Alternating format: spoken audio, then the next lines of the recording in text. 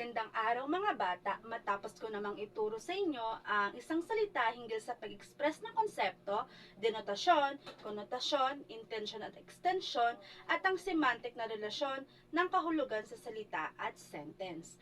Ngayon naman ay ituturo ko sa inyo kung ano nga ba ang semantic feature analysis. Magkakaroon tayo ng isang activity upang masagutan ninyo kung ano nga ba ito. Ang semantic feature analysis ay bumubuo ng bokabularyo at kaalaman sa background.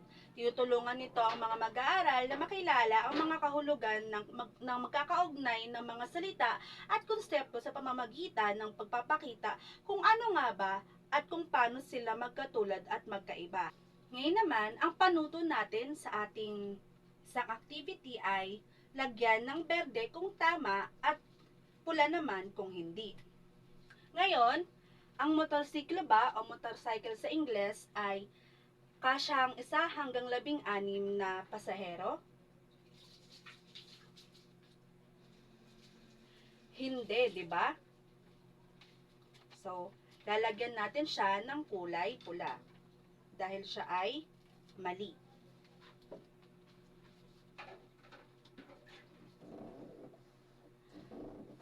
Dalawang tao lamang ang dapat nasakay? Tama.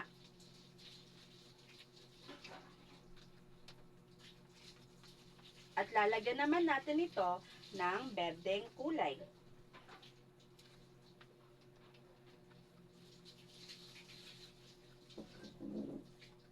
Kailangan nga bang naka-helmet sa motorsiklo? Tama.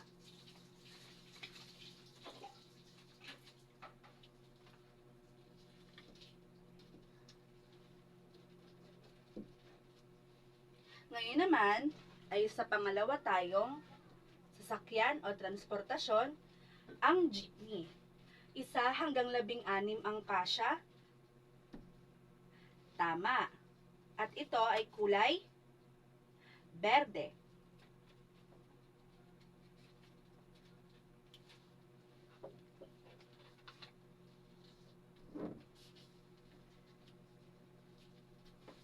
Dalawang tao nga lang ba ang kasya o dapat nasakay ng jeepney? Mali.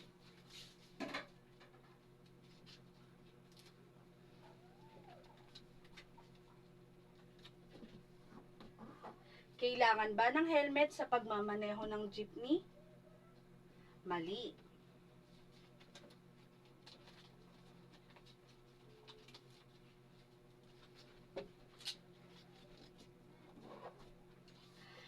Sa pangatlo naman tayo, ang bus. 1 hanggang 16 nga ba ang kasya sa isang bus? Mali.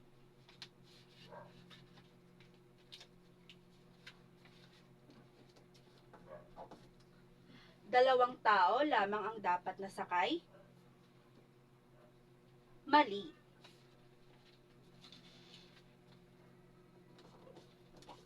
Kailangan ba ng helmet sa pagmamaneho ng bus? Mali.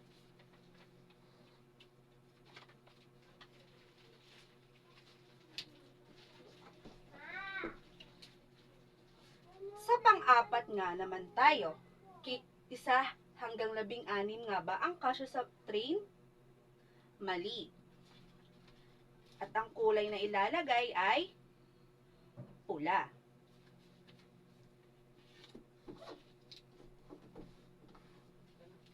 Dalawang tao lamang ang dapat nasakay? Mali. Anong kulay ang ilalagay? Pula.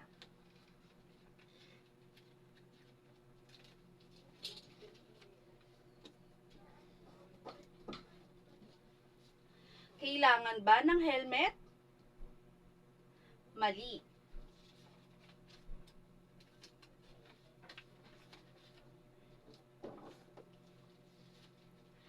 At ang panghuli ay airplane o ang eroplano. 1 hanggang 16 ang kasya? Mali.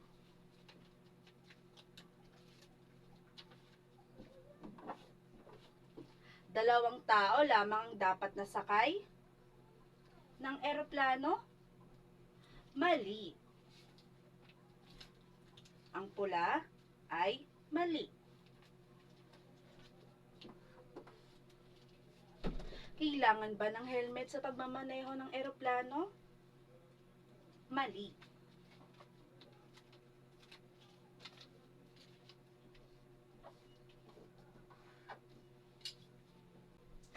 Ang motorsiklo ba ay kaya ng 1 hanggang 450 ang kayang isakay? Mali.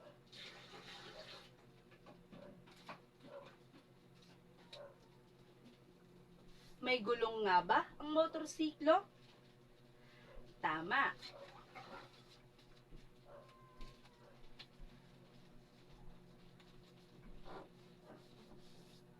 Ang motorsiklo ba ay may pakpak? Mali.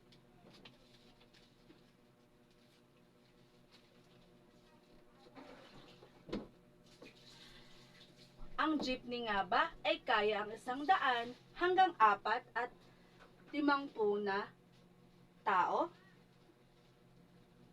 Mali.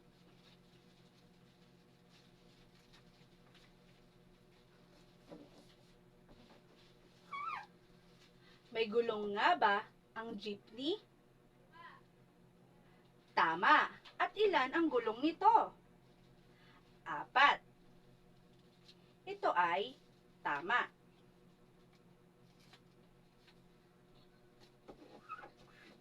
May pakpak nga ba ang jeepney? Wala. So, mali.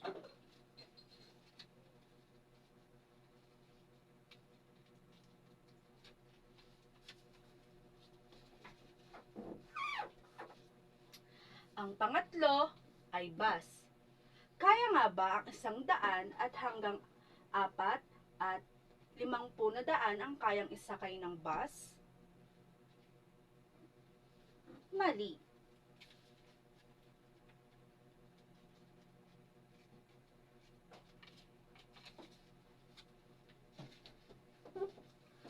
May gulong nga ba ang bus?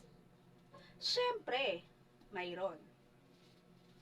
At ito ay tama.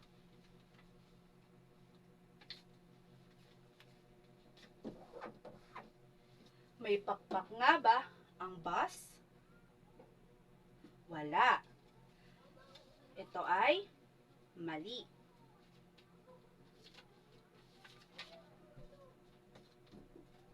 Ang train nga ba ay kayang magsakay ng 100 hanggang 450? Tama. Ito ay kulay berde.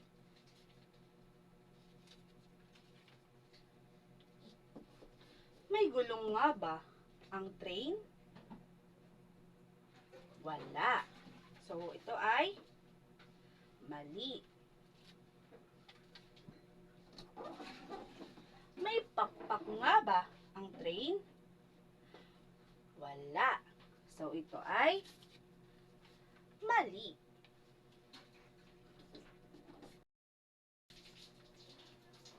Kaya nga ba ng airplane ang 1 hanggang 450 ang isakay? Mali. So, ito ay pula.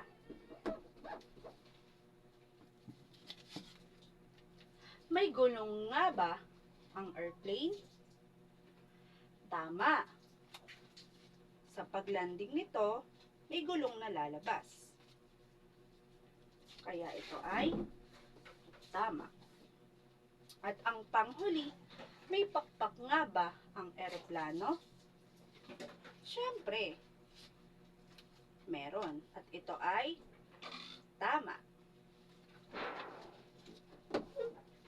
Sa pagtatapos ng ating aralin at aktibidad, sana ay marami kayo natutunan kung ano nga ba ang semantic feature analysis. Yun lamang at maraming salamat!